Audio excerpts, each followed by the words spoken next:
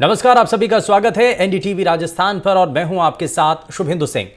कांग्रेस के राष्ट्रीय महासचिव और राजस्थान के पूर्व डिप्टी सीएम ने एक बड़ा दावा किया है। दावा यह कि राजस्थान और छत्तीसगढ़ में कांग्रेस पार्टी बीजेपी से ज्यादा लोकसभा सीटें चुनाव में जीतने जा रही है। पायलट ने दिल्ली में कहा कि राजस्थान और छत्तीसगढ़ का दौरा किया है और इन दोनों राज्यों में बीजेपी से ज्यादा कांग्रेस पार्टी सीटें जीत रही है, क्योंकि पिछले चुनाव में 0 सीट मिली थी। हम उससे बढ़ रहे हैं। उत्तर प्रदेश और बिहार जैसे राज्यों में ज्यादा संख्या में लोकसभा सीटें हैं, वहां कांग्रेस और इंडिया अलायंस पार्टनर की सीटों की संख्या भी बढ़ेगी। वहीं इस चुनाव में बीजेपी दक्षिण में साफ और उत्तर में हाफ होने के अपने बयान पर पायलट ने कहा कि बीजेपी कहती है कि 400 पार, यह उनका सर्वे है या सेंस ऑफ ग्राउंड है। मुझे विश्वास है क्योंकि मैंने देश का दौरा किया है। दक्षिण भारत में बीजेपी कितनी भी रैलियां कर ले, कितना भी पैसा लगा ले, लेकिन मैं नहीं समझता कि दक्षिण भारत में बीजेपी होल्ड बनाने में कामयाब हो पाएगी। यह सचिन पायलट की तरफ से कहना है।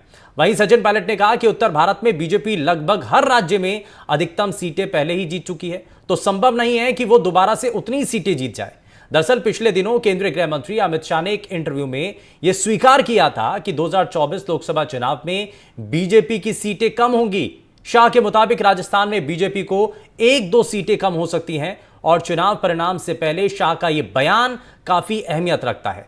आज इसी मुद्दे पर राजस्थान के जलदाय मंत्री कन्हैयालाल चौधरी ने एनडीटीवी से बातचीत में कहा कि बीजेपी ने पूरी ताकत से चुनाव लड़ा है। शाह हमारे बड़े नेता हैं, हो सकता है उनके पास कोई इनपुट हो, लेकिन हमें उम्मीद है कि राजस्थान में मिशन 25 पूरा होगा और केंद्र में मोदी फिर से सत्ता में लौट रहे हैं। राजस्थान सीएम भी पिछले दिनों दावा कर चुके हैं कि सभी 25 सीटों पर राजस्थान में बीजेपी की जीत लोकसभा चुनाव में होने जा रही है। वहीं प्रदेश कांग्रेस अध्यक्ष गोविंद सिंह डोटासरा भी दावा कर चुके हैं कि राजस्थान में कांग्रेस पार्टी कम से कम 13 सीटें जीतेगी, इससे ज्यादा भी हो सकती है। और इसीलिए आज का मुद्दा, हम इसी मुद्दे पर बात करने के लिए हमने तय किया है, आखिर किस नेता के दावे में कितना दम है। लेकिन सबसे पहले हम आपको सुनाते हैं Sachin Pilot, PCC chief Govind Singh Dotasra, CM Bhajanlal Sharma और मंत्री कन्हैयालाल शर्मा के आखिर दावे क्या हैं, उन्होंने क्या बयान दिया है, जरा सबसे पहले वो सुनिए। You are repeatedly saying this thing about इस इलेक्शन में बीजेपी दक्षिण में साफ और उत्तर में half. Is this a survey that you people have done or is it the sense you get by going on the ground? BJP कह रही है 400 पार। उनका सर्वे है या उनका सेंस ऑफ द ग्राउंड है? पता नहीं, मैं आपसे पूछ रही हूँ आपके पार्टी का। भाई मेरा विश्वास मुझे है क्योंकि मैंने देश का दौरा किया है एंड दक्षिण भारत में कितनी भी रैली आप कर लीजिए, कितना पैसा लगा लीजिए, लेकिन I don't think the BJP is going to get a foothold in southern India at all and north में, because they have maximised their number of seats in almost all the states, right. And मैं शुरू में आपको कहा what goes up must come down, तो संभव नहीं है कि वो दोबारा उतने सीट जीत पाएं। और जो मेरे 2 स्टेट्स का मैं बता रहा हूँ आपको, मैंने बहुत विस्तृत दौरा किया है, राजस्थान का, छत्तीसगढ़ का, दोनों स्टेट्स में we'll probably get more seats in the BJP. In these 2 states, you're going to get more than the BJP. Because we got 0. That is the Hindi heartland. Yeah. Right, but I think what's also equally important, if not more, is states like Uttar Pradesh and Bihar, etc. Because that's the states with the much larger number of seats. So that's where the India Alliance partners and the Congress has to pull up our numbers.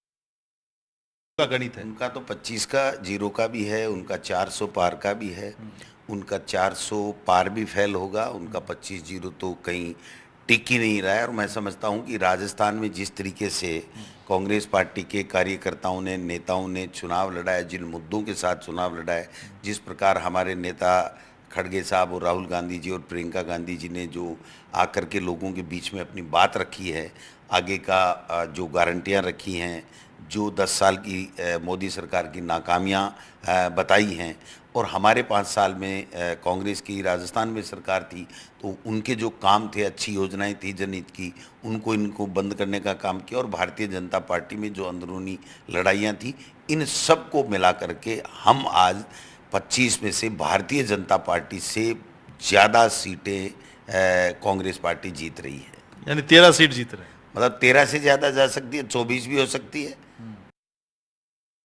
मैंने नागौर का प्रभारी के रूप में मैंने काम किया। मैं टोंकसवाई माधोपुर लोकसभा क्षेत्र में मेरी विधानसभा क्षेत्र आता है, और जहाँ मैंने इसके अलावा 8-10 लोकसभा में मेरा प्रवास भी हुआ। मेरे को जहाँ पे बुलाया गया मैं, पार्टी ने मेरे को जो निर्देश दिया उसके तहत, तो आज जहाँ जहाँ देखा मैंने उनके जो आंकड़े उठाए, तो उसमें लग रहा है कि जो परसेंटेज की बात करें, परसेंटेज की वजह से जो आकलन कर रही है कांग्रेस की, परसेंटेज डाउन हुआ तो बीजेपी होगा।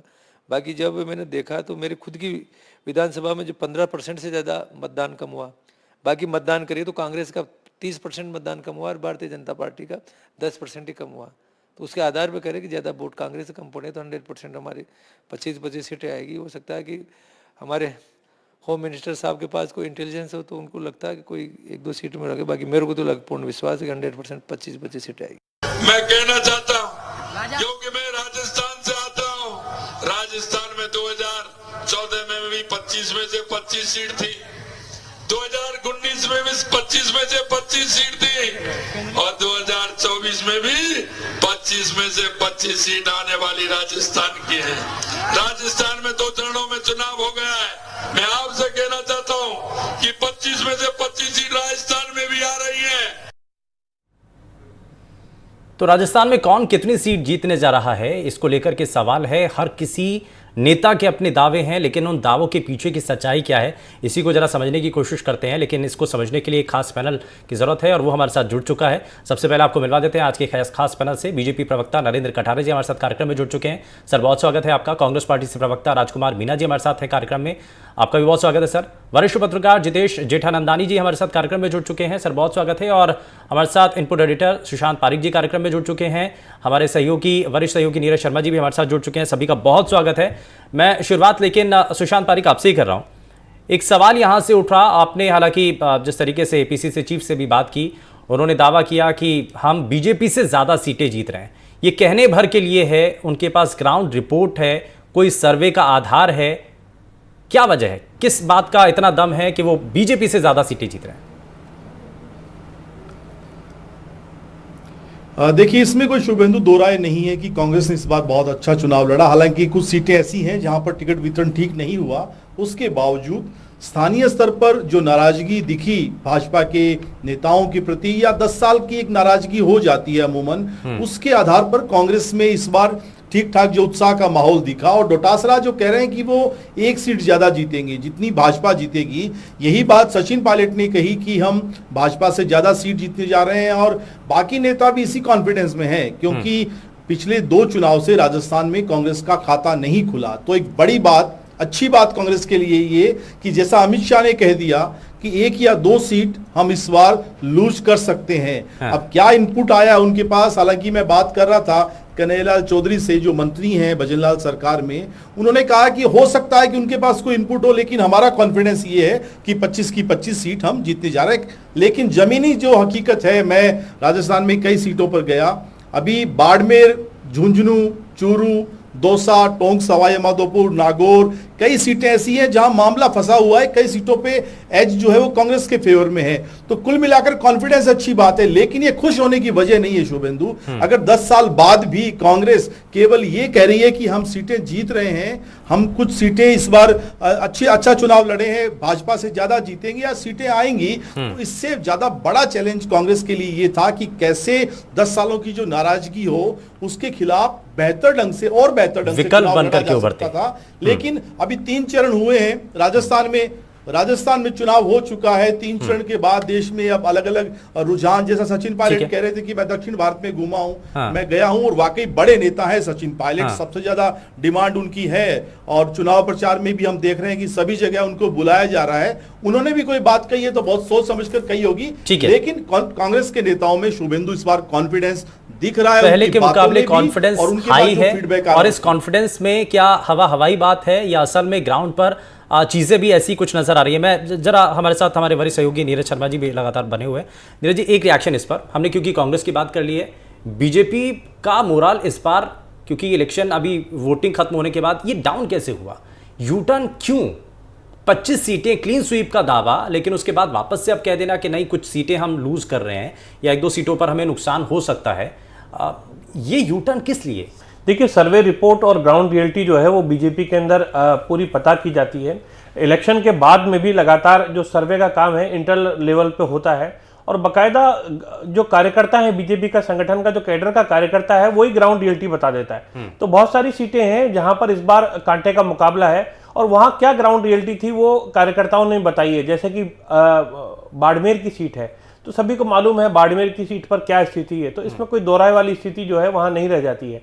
शेखावाटी की जो सीटें हैं वहां पर क्या स्थिति है, पूर्वी राजस्थान की कई सीटें ऐसी हैं जहां सचिन पायलट ने खुद ने घूम करके प्रचार किया था, क्योंकि उनके समर्थक नेता वहां पर चुनाव लड़ रहे थे। कई जगह बीजेपी ने अपने सांसदों के टिकट काटे थे। तो जो सिटिंग सांसदों के टिकट काटे और नए उम्मीदवार उतारे, वहां पर क्या स्थिति है? खुद सरकार में मंत्री किरोड़ीलाल मीणा दौसा सीट को लेकर के बयान दे चुके। सरकार के मंत्री गजेंद्र सिंह खींवसर जो है, उनका बयान नागौर सीट को लेकर के आया था। तो कई जगह चिंताजनक स्थिति बीजेपी के अंदर है। लेकिन ये जो बात है कि 1-2 सीटें लूज कर रहे हैं या ज्यादा सीटें लूज कर रहे हैं, या कांग्रेस की ओर से ये दम भरा जा रहा है कि बीजेपी से 1 सीट हम ज्यादा जीत करके आएंगे, ऐसी स्थिति फिलहाल अभी नजर जो है वो नहीं आती है। लेकिन स्थिति जो है वो जो फीडबैक जो मिल रहा है या पब्लिक से जो रेस्पॉन्स मिल रहा है या जो एनालिसिस जो मीडिया का है, वो भी ये कहता है कि कई सीटों के ऊपर कांटे का मुकाबला चल रहा है। करीब 7 से 8 सीटें तो ऐसी हैं जहां पर अच्छा मुकाबला जो है फाइट देखने को मिल सकती है, और वहां पर माना ही जा रहा है कि कई सीटों पर इस बार कांग्रेस जो सीटें हैं वो जीत करके ले जा सकती है। लेकिन पिछली बार वाली जैसी स्थिति नहीं है कि 25 सीटें हैं वहां पर बीजेपी आ जाएगी। यदि ऐसा हो जाता है तो ये बहुत बड़ा चमत्कार वाली बात कही जाएगी, क्योंकि जो ग्राउंड रियलिटी है वो बीजेपी नेताओं को ही मालूम है। इसीलिए शायद केंद्रीय गृह मंत्री अमित शाह ने कहा कि हम एकाध सीट जो है वो लूज करने जा रहे हैं। लेकिन उन्होंने अपना एक मैसेज जो है, मैसेज में यही कहने की कोशिश की गई है कि एक आध सीट का नाम लिया उन्होंने। ज्यादा बताते तो कार्यकर्ताओं को मोरल थोड़ा जो है वो डाउन हो सकता था। तो कोई भी समझदार राजनेता इस तरह की गलती नहीं करेगा। ठीक है, लेकिन इसके पीछे के मतलब क्या है? क्या कोई और संकेत यहाँ से देने की कोशिश थी? मैं जरा इसमें हमारे साथ राजनीतिक दलों के प्रवक्ता भी हमारे साथ कार्यक्रम में है। मैं नरेंद्र कटारे जी, इस पर एक रिएक्शन आपसे लेना चाहता हूँ। बीजेपी के चाणक्य हैं, पार्टी के सर्वे सर्वा कह लीजिए, वो अगर कोई स्टेटमेंट दे रहे हैं, वो ये संकेत दे रहे हैं कि साहब कुछ नुकसान हो सकता है, 1-2 सीटें लूज कर सकते हैं। आप कह रहे हैं कि आपका दावा क्या है? क्योंकि अभी भी जो स्थानीय स्तर के जो नेता हैं वो ये कह रहे हैं कि नहीं साहब, अभी भी हम 25 सीटें जीत रहे हैं। एक तरफ आपके पार्टी आला कमान जो कह रही है कि साहब नुकसान होने की संभावना है, लेकिन आप अभी भी दावा कर रहे हैं। जी शुभेंदु जी, नमस्कार आप सभी को। मैंने गृह मंत्री जी का बयान सुना नहीं है कि उन्होंने क्या कहा, लेकिन इसके बावजूद आप लोग कह रहे हैं तो उन्होंने कहा होगा। मैं आपको यह स्पष्ट कहना चाहता हूं कि हम 25 की 25 जीत रहे हैं, जैसा हमारे मुख्यमंत्री जी कह रहे हैं, हमारे प्रदेश अध्यक्ष जी कह रहे हैं, हमारे कार्यकर्ता कह रहे हैं, और हमारा जो वोट डला है, हम एक भी सीट नहीं हार रहे। आप देख लेना, हैट्रिक बनेगी और 25 की 25 जीतेंगे, क्योंकि मतदान हमारा हुआ है, मतदान हमारे लोगों ने किया है, हमारे बूथ बीजेपी के चाणक्य जीत को लेकर के जो पहले से संकेत दे देते हैं, आप उनकी बात काट रहे हैं। वो कह रहे हैं कि हम तो लूज कर रहे हैं 1-2 सीटें, नुकसान हो सकता है। आप कह रहे हैं नहीं। आप मैं राजस्थान में मैंने जाके काम किया है। मैं बूथ पे गया हूं, पन्ना प्रमुखों के। नहीं तो अमित शाह का जो आकलन है, क्या वो गलत है? नरेंद्र जी, चलिए लगता है शायद ऑडियो चली गई है। मैं जरा इसमें कांग्रेस पार्टी के प्रवक्ता भी हमारे साथ हैं, उनको भी जरा जोड़ लेता हूं। राजकुमार जी, एक चीज बताइए, एक तरफ आप कह रहे हैं बीजेपी से 1 सीट ज्यादा या बीजेपी से ज्यादा सीटें जीतने आ रहे हैं, तो आप ये क्यों नहीं कह रहे? विकल्प क्या नहीं बन पाई? अगर बीजेपी को लेकर लोगों में नाराजगी है, जो आप बार बार कहते आ रहे हैं, तो विकल्प क्यों नहीं बन पाई कांग्रेस पार्टी?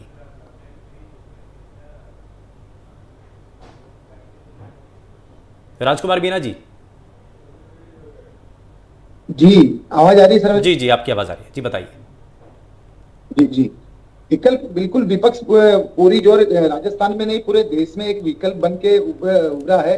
राजस्थान में हम लोग पिछली बार से 2 बार से हम लोगों का 0 सीट था। इस बार जब लोगों के बीच में नाराजगी केंद्र सरकार के प्रति, युवाओं की, महिलाओं की, किसानों की जो नाराजगी इनके कार्यों से ऊपर निकली है, और निश्चित रूप से वो वोटों में कन्वर्ट हुई है। और कांग्रेस का जो पिछली बार में जो हमारी अशोक गहलोत कांग्रेस सरकार थी, उसकी जो योजनाएं थी वो काफी ज्यादा प्रभावी थी। भाजपा ने जैसे सत्ता में आते ही 2 महीने 3 महीने में उन सब योजनाओं का बंटाधार कर दिया, तो निश्चित रूप से वो सब जनताओं ने आक्रोश के रूप में। और नहीं तो आक्रोश होता, जनता के मन में अगर गुस्सा होता तो साहब घरों से बाहर निकल करके वोट करते, वोटिंग परसेंटेज ऊपर जाना चाहिए था। इस बार तो कम रहा है। फिर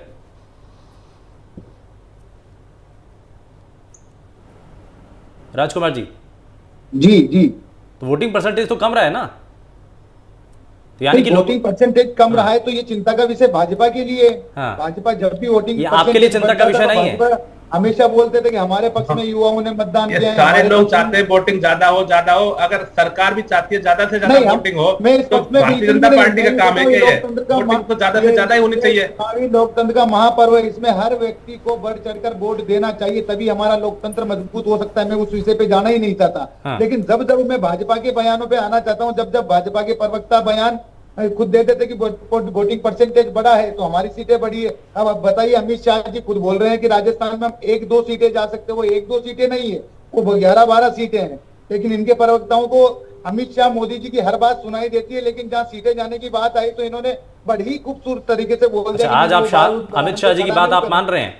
आज आप उनकी भविष्यवाणी को बिल्कुल सही बता रहे हैं?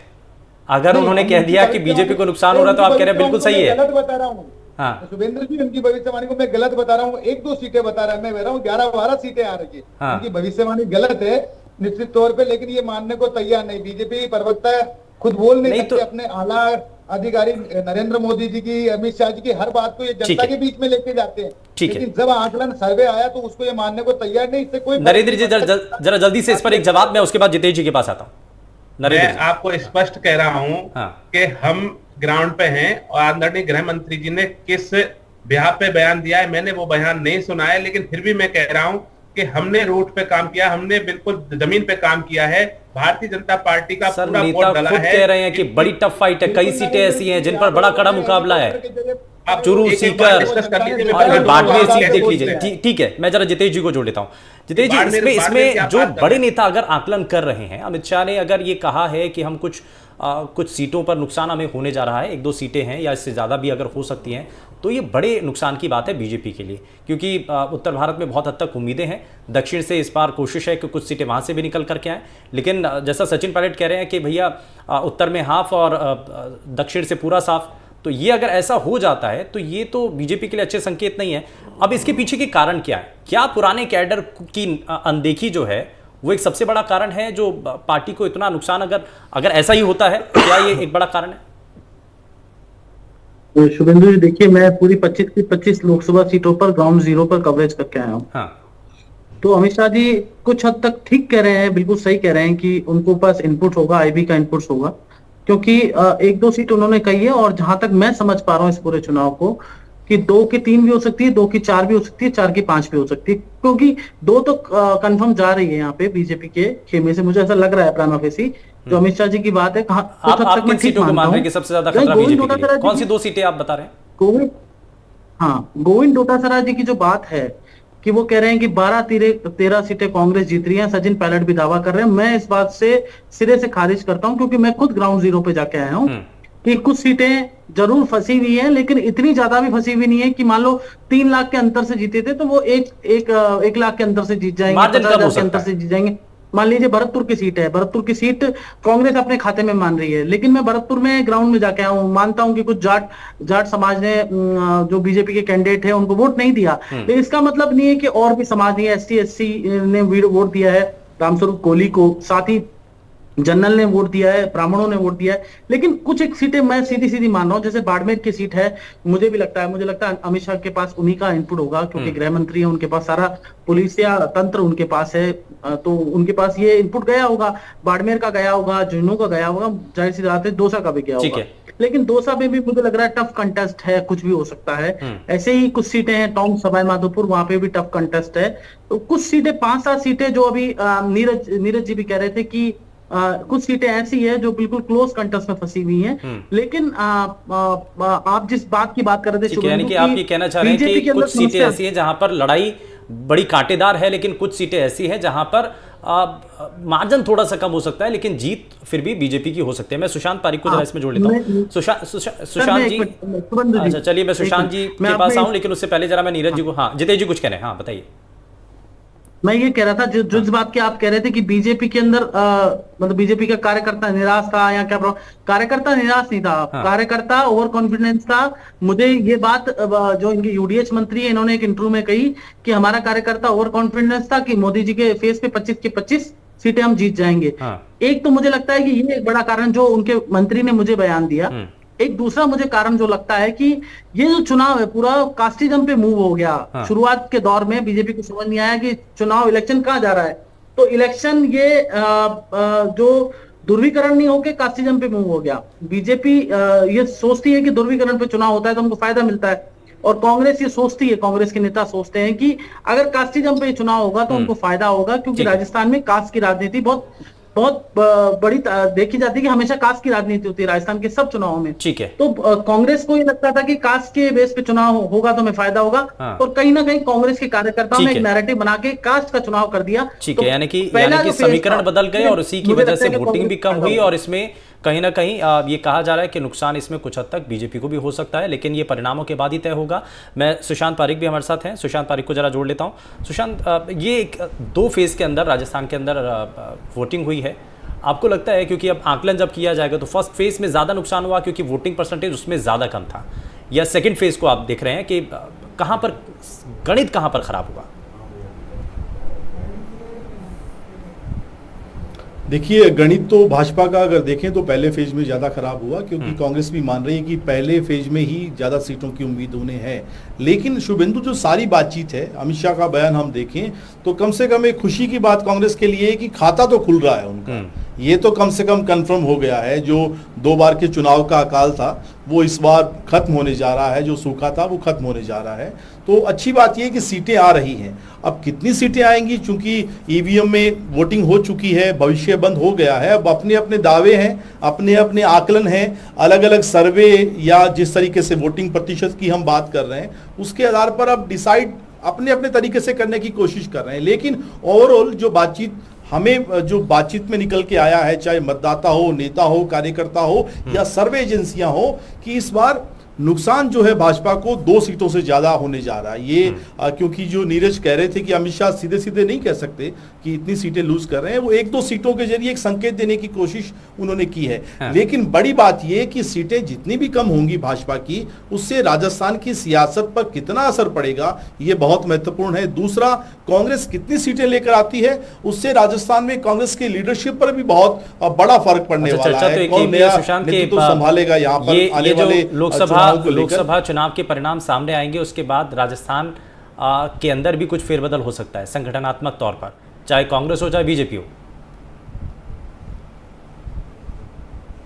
बिल्कुल बिल्कुल, दोनों जगह संगठन में भी और भाजपा में सत्ता के स्तर पर भी देखें तो जिस तरह से किरोड़ी लाल मीणा लगातार कहते हैं कि अगर मैं अपने क्षेत्र में लूज कर गया तो मंत्री पद छोड़ दूंगा, या चूरू का जो परिणाम जिसकी बात हम लगातार करते आ रहे हैं, कई सीटें ऐसी हैं जहां पर मंत्रियों पर भी गाज गिर सकती है लोकसभा चुनाव हारने या कम सीटों होने की स्थिति पर। तो अब संगठन और सत्ता दोनों का चेहरा, आकार, प्रकार हमें बदला हुआ देखने को मिल सकता है। ठीक है, मैं इसमें नीरज जी को जोड़ लेता हूँ। नीरज जी, इसमें आपको क्या, आपका आकलन क्या है? फर्स्ट फेज में ज्यादा नुकसान हुआ या सेकंड फेज में? और दूसरा चीज ये भी कि कांग्रेस पार्टी की कहीं ना कहीं बल्ले बल्ले है, खाता तो कम से कम खुल रहा है। देखिए, निश्चित रूप से 2 बार जो बीजेपी लगातार 25 सीटों पर कब्जा करती आ रही थी, अब की बार तीसरी बार में ये हैट्रिक जो है इस पर कहीं ना कहीं विराम लग सकती है, जैसे संकेत मिल रहे हैं। लेकिन कुल मिलाकर के बात ये पहला जो फेज था वो वास्तव में बीजेपी के लिए काफी टफ रहा, क्योंकि यहाँ कड़ा मुकाबला कांग्रेस प्रत्याशियों के जरिए रहा और बहुत सारे उतार चढ़ाव जो है उससे बीजेपी कैंडिडेट्स का उनको सामना करना पड़ा। यही कारण था कि बाद में पूरी बीजेपी ने अपनी रणनीति में भी बहुत बड़ा बदलाव किया। वोटिंग प्रतिशत कम होना भी इसका एक बड़ा कारण माना गया। पहले दौर की जो वोटिंग हुई थी पहले फेज की, उसमें काफी कम वोटिंग रही थी। निश्चित रूप से उसके बाद में पूरा कोशिश करी बीजेपी नेताओं ने कि अपने समर्थकों से ये अपील भी करी कि ज्यादा से ज्यादा लोगों को वोटिंग कराने के लिए बाहर लेके आए।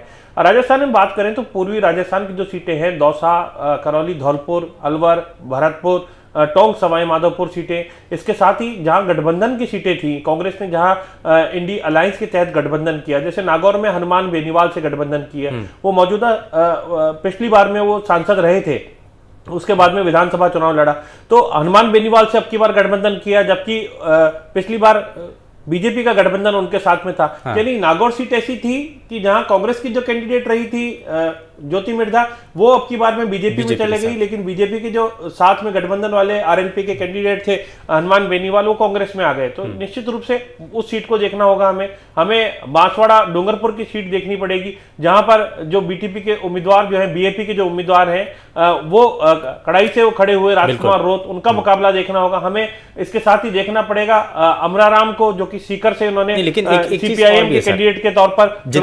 जितेश जी ने एक बड़ी अच्छी बात कही, उन्होंने कहा कि मुकाबला तो है, कई सीटें ऐसी हैं जो फंसी हुई हैं, लेकिन ज्यादातर सीटों पर ऐसा है कि मार्जिन कम जरूर होगा बीजेपी का, लेकिन जीत हो सकती है, क्योंकि ऐसी कोई एंटी इनकम्बेंसी वाला फैक्टर नजर नहीं आया है, कोई ऐसा बड़ा एजिटेशन दिखाई नहीं दिया है जो मोदी खिलाफ एक जाकर के वोटर घरों से बाहर निकले। और अगर ऐसा होता तो वोटिंग परसेंटेज में भी इजाफा होता। देखिए शुभेंदु, यहाँ मोदी या बीजेपी के खिलाफ वाली बात नहीं है। राष्ट्रवाद के मुद्दे पर चुनाव बिल्कुल राजस्थान के अंदर होता है। लोकसभा का जो चुनाव होता है और विधानसभा का चुनाव जो होता है स्थानीय मुद्दों के आधार पर होता है। लेकिन अब की बार जो है जो कास्टिज्म रहा, इसमें काफी बड़ी एक भूमिका निभाई ये बड़ी भूमिका, यानी जातिवाद जो है वो काफी जगह बैठा है और कई जगह स्थानीय समीकरण बैठे हैं, कई जगह नाराजगी जो है वो नाराजगी चली है। जैसे कई क्षेत्रों के अंदर कई नेताओं के टिकट काट दिए गए, जिन नेताओं के टिकट काटे गए तो वो निष्क्रिय से हो गए। तो ये बड़ा फैक्टर था सर, ये बड़ा फैक्टर था। समय थोड़ा सा कम है, मैं जरा जल्दी से एक एक करके रिएक्शन ले लेता हूं। नरेंद्र जी जरा जल्दी से बताइए, आपको लग रहा है कितनी सीटें? अमित शाह साहब की बात कुछ तो आप मान रखिए, वो कह रहे हैं कि 1-2 सीटें नुकसान हो सकता है, आप कह रहे हैं नहीं जी अभी भी 25 सीटें। नुकसान हो नहीं रहा, क्योंकि आप लोग जो एनालिसिस कर रहे हैं उसको आप अगर वास्तविकता में समझें। नहीं, अमित शाह साहब कह रहे हैं, अमित शाह ने कहा ये, हम नहीं कह रहे। मैंने सुन ली आपकी बात। इस आप जो बोर्ड प्रतिशत से जो आंकड़ा निकाल रहे हैं, वो आंकड़ा आप सही निकाल रहे हैं, लेकिन प्रतिशत कम क्यों हुआ उसके पीछे आप कारण देखो कि जिन प्रत्याशियों को कांग्रेस ने टिकट दिए उन्होंने टिकट मिलते ही, टिकट से पहले ही हार मान ली। तो इनके जो छोटा मोटा वोट बैंक था जो तुष्टिकरण, चलिए अब ये परिणाम के ऊपर परिणाम ही आने दीजिए, तभी तय हो पाएगा। खैर, लेकिन फिलहाल सियासी हवा बड़ी गर्म है इसमें।